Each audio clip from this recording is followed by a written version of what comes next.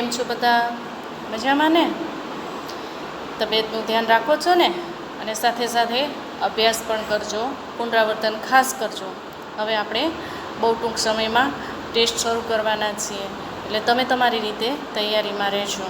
તમને કયા ચેપ્ટરમાંથી કેટલો સિલેબસ રહેશે એની તમને જાણ કરી દેવામાં આવશે, પરંતુ તમારે બધા જ વિષયોનું વ્યવસ્થિત રીતે રિવિઝન કરવાનું રહેશે. આપણે 12 કોમર્સ વાણિજ્ય વ્યવસ્થામાં ચેપ્ટર 6માં નાણાકીય પ્રોત્સાહનો અને બિન નાણાકીય પ્રોત્સાહનો વિશે ચર્ચા કરી. હવે આપણે વાત કરીશું નેતૃત્વ, જેને આપણે લીડરશિપ કહીએ છીએ.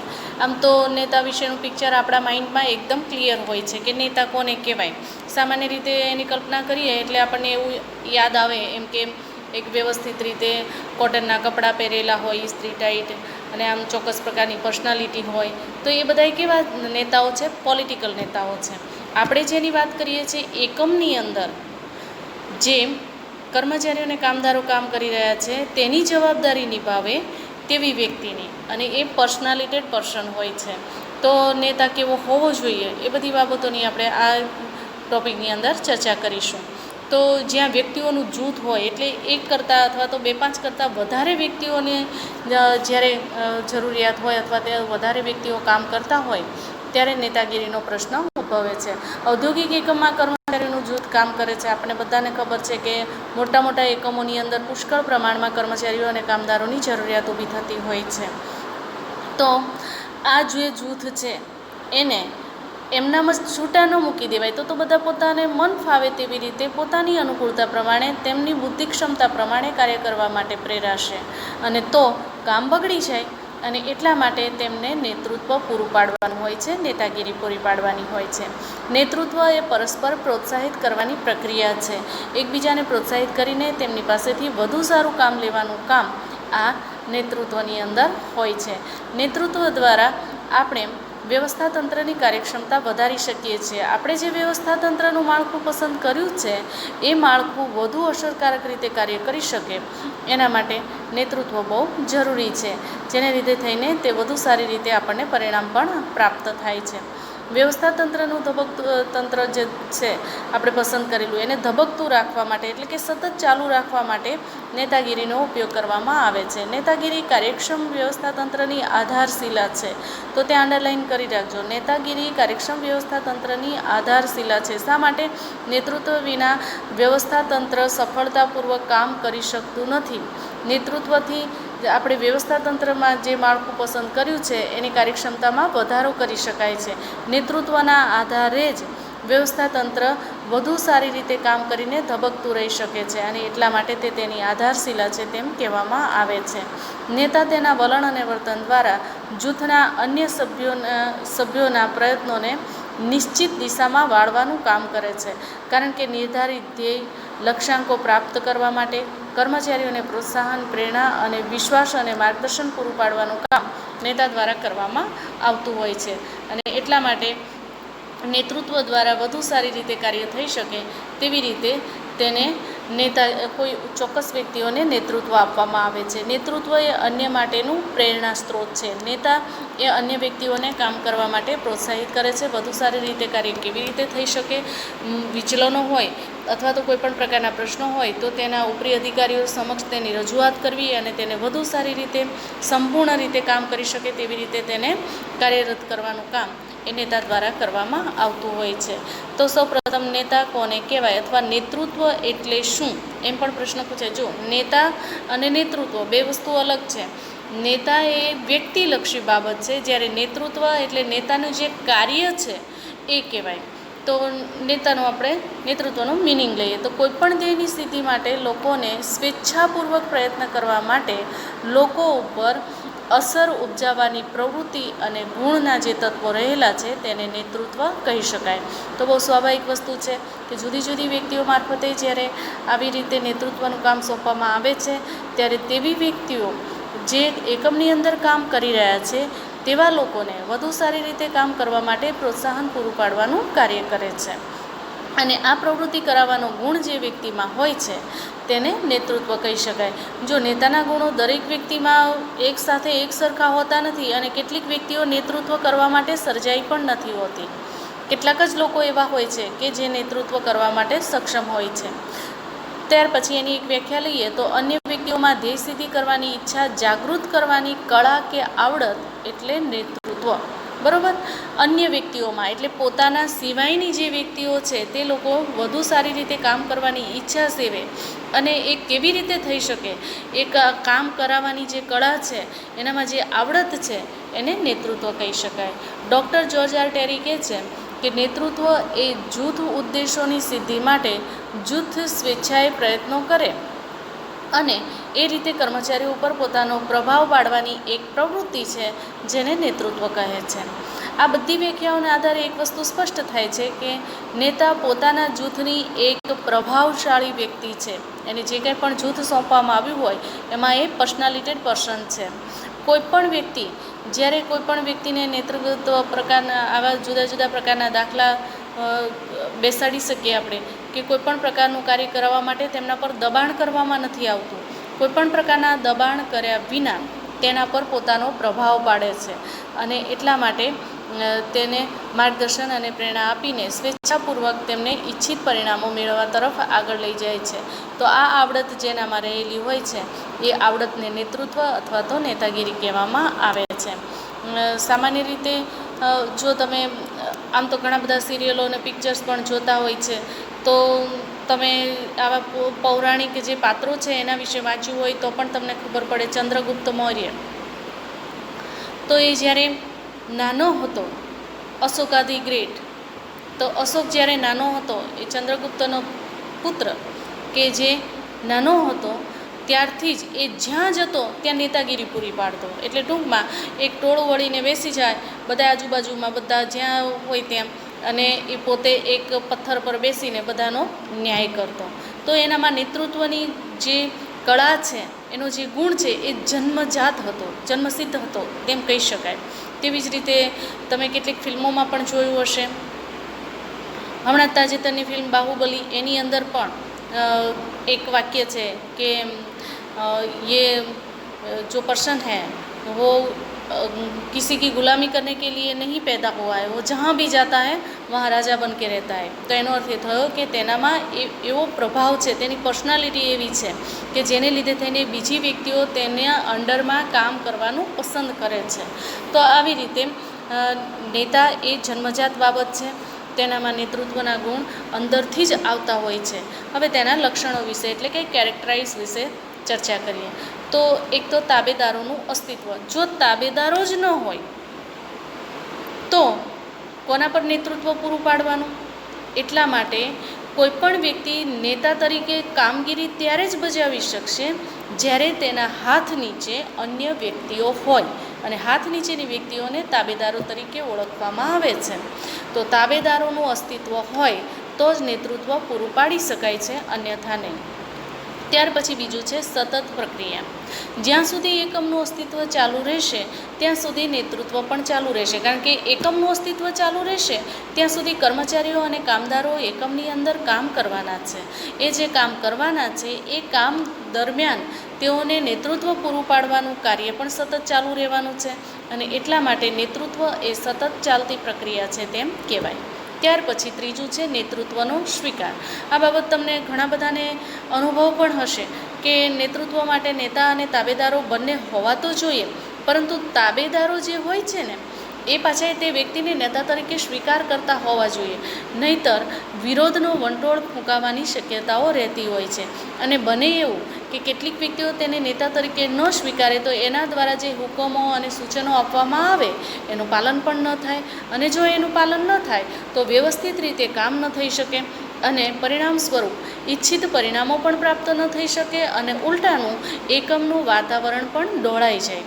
એટલા માટે વ્યક્તિમાં રહેલા નેતૃત્વનો તેના તાબેદારો સ્વીકાર પણ કરવા જોઈએ, જેના લીધે તેને નેતા જે દોરવણી આપે છે અને તાબેદારો તેને અનુસરે છે. ચોથું, અવૈધિક અને પ્રભાવ ઊભા કરી શકે તેવા સંબંધો. બરાબર, કેટલીક વ્યક્તિઓને આપોઆપ જ નેતા સાબિત થઈ જતા હોય છે. જેમ કે આપણે ક્લાસમાં મોનિટરની ચૂંટણી હોય ને તો બિનહરીફ ચૂંટણી થાય આપણા દ્વારા જ. આપણે તો ન ઊભા રહીએ, આપણે તો પાછું એવું બધું બહુ આવડે, આપણું નામ નહીં દેવાનું, બીજાનું તરત દઈએ. પણ સમગ્ર ક્લાસ એને સ્વીકારી લે કે હા ચલો આ કેપ્ટન અમારે માટે યોગ્ય છે, અમે તેને કેપ્ટન તરીકે સ્વીકારીએ છીએ. તો એવી જ રીતે લેખિતમાં નહીં પરંતુ મૌખિક રીતે પણ અવૈધિક રીતે પણ લોકો એના પ્રભાવથી અંજાઈને આવી વ્યક્તિને નેતા તરીકે સ્વીકારી શકતા હોય છે. તો અવૈધિક રીતે પણ પરિચયમાં આવતી વ્યક્તિઓના વર્તન પર પણ નેતા તેને વધુ સારી રીતે કાર્ય કરવા માટે પ્રેરિત કરે છે. ત્યાર પછી પાંચમું છે આદર્શ વ્યક્તિત્વ. નેતા એક આદર્શ વ્યક્તિ હોવો જોઈએ. જો નેતા પોતે જ અપલક્ષણોથી ભરેલો હોય, અવગુણો તેનામાં ઠાંસીને ભર્યા હોય, તો તેવી વ્યક્તિને કોઈ પણ વ્યક્તિ નેતા તરીકે સ્વીકારશે નહીં. એટલે એક તો એનું ચરિત્ર શુદ્ધ હોવું જોઈએ, જેને લીધે થઈને લોકોને તે કાંઈ પણ કહી શકે તો પલટીને બીજું કોઈ વ્યક્તિ એને જવાબ ન આપે કે ભાઈ તું અમને શિખામણ આપે છે, પહેલાં તારું જો ને, એવું કહેનારા પાછા તૈયાર જ હોય. તો તેવા સંજોગોમાં જે કોઈ પણ વ્યક્તિ પોતાનામાં જે લક્ષણો રહેલા છે આચરણ અને વર્તણૂકથી સિદ્ધ કરે છે, એનું જોઈને બાકીના એને તાબેદારો તેની સાથે તે કામ કરવા માટે તૈયાર થાય છે. એટલે તાબેદારોને પ્રભાવિત કરવા માટે પણ તેનામાં એક આદર્શ વ્યક્તિત્વ હોવું ખૂબ જ જરૂરી છે. અને આમ જોવા જઈએ ને તો નેતામાં આ બધા ગુણો, ચોક્કસ પ્રકારના ગુણો તો જન્મજાત હોય છે, એને ખીલવવા પણ નથી પડતા, એ ઓટોમેટિકલી બહાર આવતા હોય છે. અને કેટલાક ગુણો વ્યક્તિ પોતે વિકસાવે છે, અને એમ કરીને વ્યક્તિ પોતે ગુણસભર બને છે. અને આવી ગુણસભર વ્યક્તિ હોય તે જ નેતાગીરી પૂરી પાડી શકે છે. અવગુણોથી ભરેલી વ્યક્તિને કોઈ નેતા તરીકે સમર્થન આપતું નથી. ત્યાર પછી છે અભિપ્રેરણ.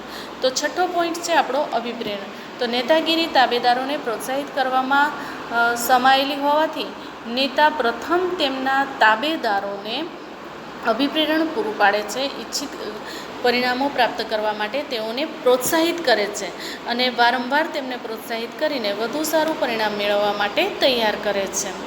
ત્યાર પછી સાતમું છે હિતોની એકવાક્યતા. હિતને બધાને એક જ પ્રકારનું સમાન હિત હોવું જોઈએ.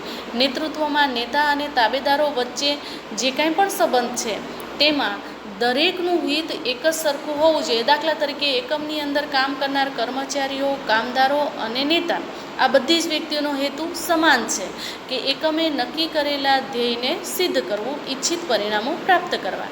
તો આ હિતોની એકવાક્યતા કહેવાય. તાબેદારોના હિતો અલગ અલગ હોય તો વ્યક્તિના પોતાના હિત અલગ હોય, તાબેદારોના અલગ હોય, કર્મચારીઓના, નેતાના, બધાના અલગ અલગ હિત હોય. તો તેવા સંજોગમાં નેતૃત્વ બિનઅસરકારક બની જાય છે, અસરકારક રીતે નેતાગીરી પૂરી પાડી શકાતી નથી. અને એટલા માટે સમાન ધ્યેય માટે જ્યારે વ્યક્તિઓ બધા એકસાથે મળીને કામ કરે છે ત્યારે વધુ સારી રીતે કામ કરી શકે છે, અને ચોક્કસ સમય મર્યાદા કરતાં પણ ઓછા સમયની અંદર તેઓ પરિણામ પ્રાપ્ત કરી શકતા હોય છે. ત્યાર પછી છે આઠમું પરિસ્થિતિઓની અસર.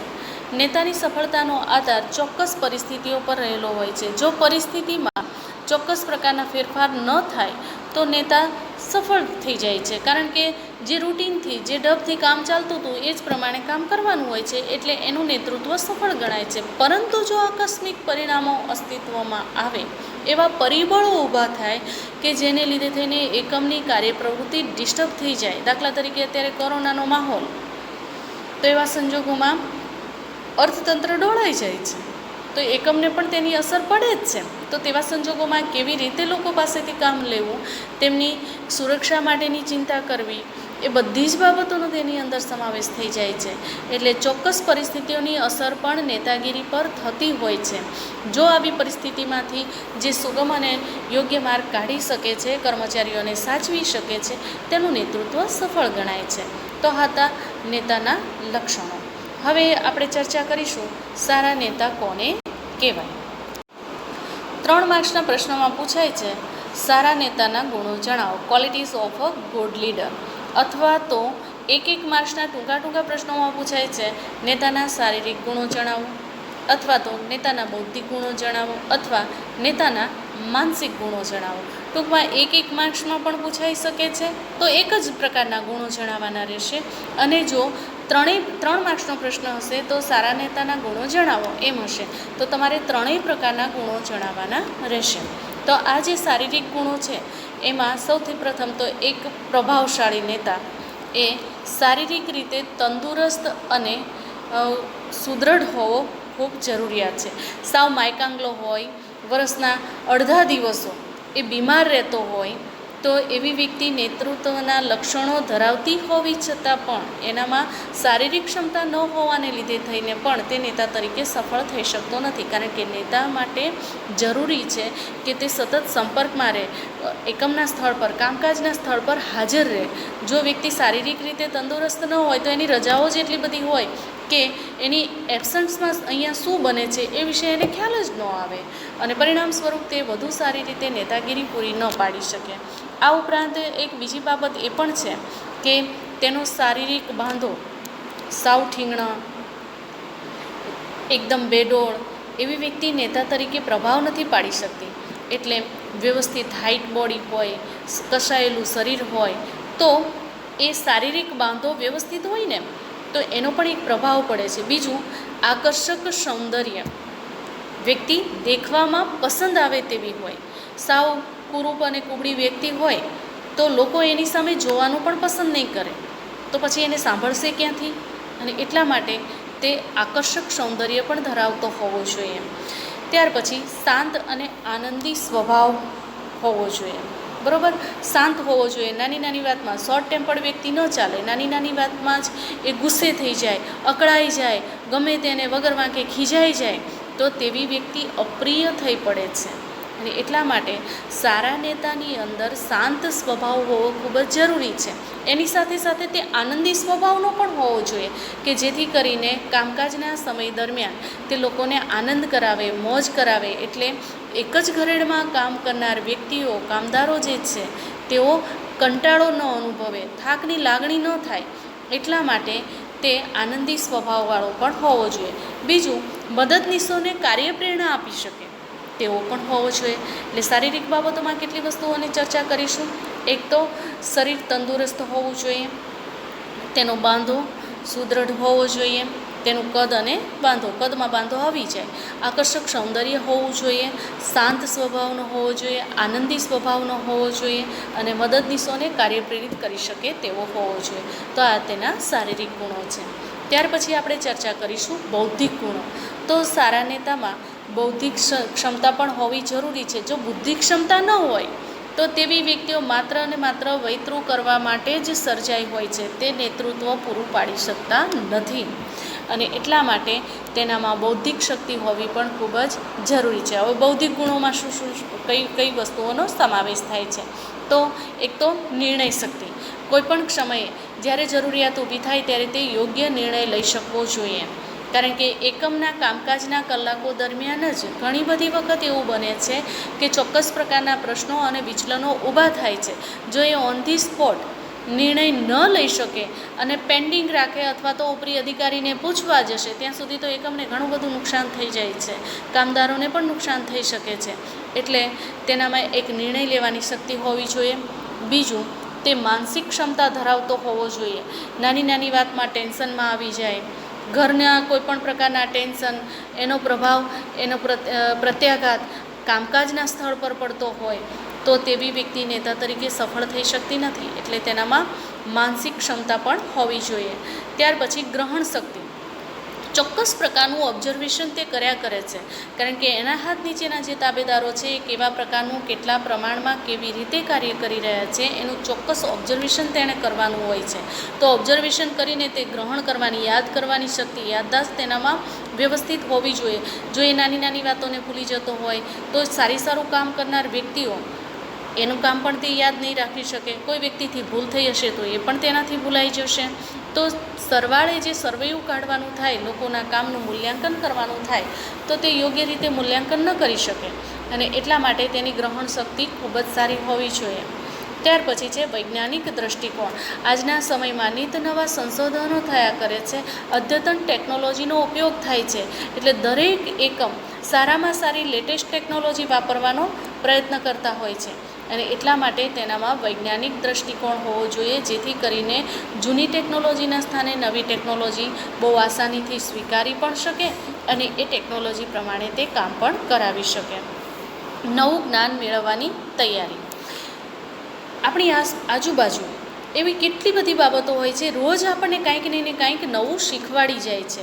તો એકમની અંદર પણ કાર્યપ્રણાલી બદલાય, ટેકનોલોજી બદલાય, ઉપરી અધિકારીઓ બદલાય, તો તેમાં થોડા ઘણા ફેરફારો તો થતા જ હોય છે.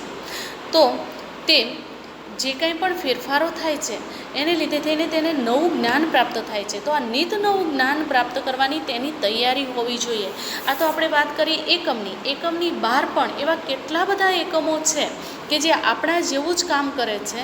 તો તેવી વ્યક્તિઓ મારફતે અથવા તેવા એકમો મારફતે નવી બાબતો જે સ્વીકારવામાં આવે છે, તો એ બધી બાબતોનું જ્ઞાન પણ તેને હોવું જોઈએ, જેથી કરીને હરીફ એકમ કેવા પ્રકારની પ્રવૃત્તિ કરી રહ્યું છે, આપણા કરતાં કઈ રીતે તે ચડિયાતું છે, અથવા આપણે તેને પાછળ રાખવું હોય તો આપણે શું કરવું જોઈએ, આ બધી બાબતોનો ખ્યાલ તેને લીધે તેને આવી શકે. એટલે નવું જ્ઞાન મેળવવાની તૈયારી પણ તેનામાં હોવી જોઈએ.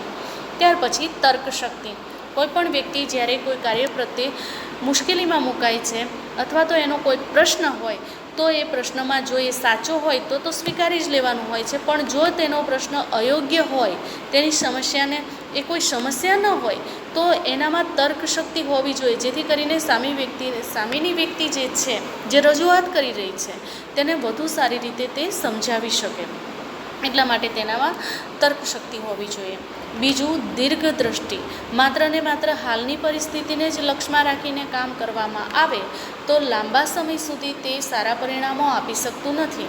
અને એટલા માટે દીર્ઘદ્રષ્ટિ હોવી ખૂબ જ જરૂરી છે.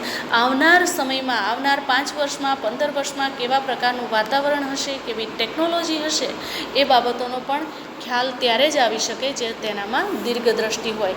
દીર્ઘદ્રષ્ટિ હોય તો તે કાચા માલ સામાનથી લઈને તૈયાર માલ સામાનના એકમોનો સંગ્રહ કરવા સુધીના કોઈપણ પ્રકારના નિર્ણયો લેવા માટે તે યોગ્ય નિર્ણય લઈ શકે છે. ત્યાર પછી વિવિધ કૌશલ્યો. અલગ અલગ પ્રકારના કૌશલ્યો તેનામાં હોવા જોઈએ. જેવા કે અહીંયા આપણને ઉદાહરણ આપ્યું છે. એક તો વક્તૃત્વ કળા, બોલવાની કળા, સ્પીચ, જેને લીધે થઈને જે કાંઈ પણ બોલે ને એ લોકો એટલી શાંતિથી સાંભળવા જોઈએ. જો એને સાંભળશે તો સમજશે કે તે શું કહે છે. એટલા માટે તેનામાં ચોક્કસ એક વક્તૃત્વ કળા હોવી જોઈએ, જેથી કરીને બોલે ને એટલે બધા જ લોકો બંધાઈ જાય એને સાંભળવા માટે. ત્યાર પછી ગણન કૌશલ્ય. કારણ કે આપણે જે કાંઈ પણ કેલ્ક્યુલેશન માંડીએ છીએ એ આંકડામાં હોય છે.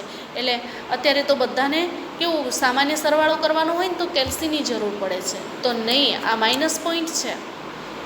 ચોક્કસ પ્રકારના ઘડિયાઓ આપણને આવડવા જોઈએ અને ચોક્કસ પ્રકારનું જે સામાન્ય કહી શકાય તેવી ગણતરી તો મોઢે આપણને આવડવી જોઈએ. તો નેતાને આ બાબત હોવી જોઈએ, જેથી કરીને જ્યારે પણ એ રજૂઆત કરતો હોય અથવા કોઈની સામે આર્ગ્યુ કે તર્ક કરતો હોય ને ત્યારે તે કેલ્ક્યુલેશન મોઢે દર્શાવી શકે. એટલા માટે તેનામાં એની સાથે ગણન કૌશલ્ય પણ હોવું જોઈએ. આંતર સંબંધોનું જ્ઞાન. જે વ્યક્તિઓ કામ કરી રહ્યા છે તે વ્યક્તિઓ એકમ સાથે કેવી લાગણીનો અનુભવ કરે છે, અંદર એકબીજાની સાથે તેઓને કેવા સંબંધો છે, આ બધી બાબતોનું જ્ઞાન તેને હોવું જોઈએ. ત્યાર પછી છે માનવીય કૌશલ્યો. બરાબર, ચોક્કસ પ્રકારના કૌશલ્ય મનુષ્યમાં ચોક્કસ દરેક વ્યક્તિને ઈશ્વરે કાંઈક ને કાંઈક આપીને ધરતી પર મોકલ્યા છે. તો આવા માનવીય કૌશલ્યો પણ તેનામાં હોવા જોઈએ. તો આવા અલગ અલગ પ્રકારના કૌશલ્યોનો એટલે કે ગુણોનો તેની અંદર સમાવેશ થાય છે. તો બૌદ્ધિક ગુણોમાં સાનો સમાવેશ થાય છે, અથવા બૌદ્ધિક ગુણો એટલે શું, તો આ બધી બાબતો તમારે લખવાની રહેશે. ત્યાર પછી છે માનસિક ગુણો. માનસિક ગુણો એ મનોવૈજ્ઞાનિક ગુણમાં ગણાય છે અને તે ખૂબ જ પ્રભાવશાળી વ્યક્તિત્વ ધરાવતી હોય તેવી વ્યક્તિની અંદર વિશેષ પ્રમાણમાં જોવા મળે છે. તો એક તો મનોવૈજ્ઞાનિક ગુણોમાં પ્રભાવશાળી વ્યક્તિત્વ જોઈને જ લાગે કે નહીં નેતા જ છે. અને એટલે તમે જોજો જૂની હિન્દી ફિલ્મો હોય ને તો એમાં હીરો હોય એને મજૂરોનો નેતા બનાવવામાં આવે. તો હીરો હોય એટલે સ્વાભાવિક છે હીરો વિશેની આપણી કલ્પના કેવી છે, પર્સનાલિટેડ, વ્યવસ્થિત શરીરનો બાંધો હોય, વાળ સરસ રીતે કપાવીને ઓળેલા હોય. બરાબર, આ બધી બાબતો એની અંદર ખાસ મેટર કરે છે. તો આ મનોવૈજ્ઞાનિક ગુણોની અંદર એક તો પ્રભાવશાળી વ્યક્તિત્વ હોવું જોઈએ. બીજું, તે ઉત્સાહી હોવો જોઈએ. માયકાંગલા વ્યક્તિઓનો કોઈ ક્યાંય સંગ્રહ કરતું નથી અને એટલા માટે તે પોતાના કાર્ય પ્રત્યે, તેને નવી જવાબદારી જે સોંપવામાં આવી હોય તેના પ્રત્યે, એકમ પ્રત્યે સતત ઉત્સાહી હોવો જોઈએ. ઉત્સાહ હોય તો એ બીજાને અભિપ્રેરિત કરી શકશે. જો તેનામાં જ ઉત્સાહ ન હોય તો એ બીજાને અભિપ્રેરિત કરી શકે નહીં. ત્યાર પછી સાહસિકતા, કોઈપણ પ્રકારનો નિર્ણય લીધા પછી, કારણ કે નિર્ણય લઈએ એટલે રિસ્ક તો ખેડવું જ પડે, તો જે આ જોખમ ખેડવામાં આવે છે એ જોખમ ખેડવાની તેનામાં હિંમત હોવી જોઈએ. જો ઉપરી અધિકારી અથવા તો સંચાલકો હાજર ન હોય અને ઓન ધી સ્પોટ એને નિર્ણય લેવો પડ્યો હોય તો એ જોખમ વોરીને પણ ચોક્કસ પ્રકારનો નિર્ણય લઈ શકે છે જે એકમને ફાયદો કરે છે. તો આવી સાહસિકતા તેનામાં હોવી જોઈએ. સહકારની ભાવના, કોઈપણ વ્યક્તિને, કારણ કે દરેક વિભાગના નેતા જુદા જુદા હોય છે અથવા તો દરેક જૂથના નેતા અલગ અલગ હોય છે, તો એમની વચ્ચે સહકારની ભાવના કેળવાવી જોઈએ. તો સહકારની ભાવના હોય તો બધા એકબીજાની સાથે સંપીને એકબીજાને સાથે સંકલન સાધી શકે છે અને વધુ સારી રીતે કામ કરી શકે છે, અન્યથા કામ કરવામાં મુશ્કેલીઓ ઊભી થતી હોય છે. બુદ્ધિ ચાતુર્ય, કોઈ વ્યક્તિ એને માત્ર ખુશામત કરીને તેની પાસેથી કામ કઢાવી જાય તો એવી વ્યક્તિ લાંબા સમય સુધી નેતૃત્વ સફળ રીતે પૂરું પાડી શકતી નથી. એનામાં બુદ્ધિ ક્ષમતા હોવી જોઈએ. સામેવાળી વ્યક્તિ જે સમજાવે છે તે કેટલા અંશે વ્યાજબી છે, કેટલું સાચું છે તે સમજવાની પરખ તેને બુદ્ધિથી આવે, એટલે તેનામાં ચતુરતા હોવી ખૂબ જ જરૂરી છે. એટલે બુદ્ધિ ચાતુર્ય હોવું જોઈએ. કાર્યરુચિ, મહાપરાણે નહોતું કરવું ને બસ કરી નાખ્યું, અમારી તો ઈચ્છા જ નહોતી, આ ફિલ્ડમાં મારે આવવાની કોઈ ગણતરી જ નહોતી અને બસ કરિયર માટે જરૂરી હતું એટલે આ કામ કરી નાખ્યું અને આ ફિલ્ડમાં આવી ગયા, એવી વ્યક્તિને કાર્ય પ્રત્યે દિલથી અભિરુચિ જાગતી નથી. એટલે કાર્ય પ્રત્યે રુચિ હોવી ખૂબ જ જરૂરી છે. હા, એવી કેટલી પણ વ્યક્તિઓ હોય છે કે જેનું લક્ષ્ય એમ નથી હોતું કે તેણે આ એકમની અંદર આવવું, પણ જો આવી ગયા તો પછી દિલથી પૂરા ડેડિકેશનથી કામ કરતા હોય છે અને એ કામ પ્રત્યે પોતાની અભિરુચિ જાગૃત કરે છે. તો કાર્યરુચિ હોવી જોઈએ.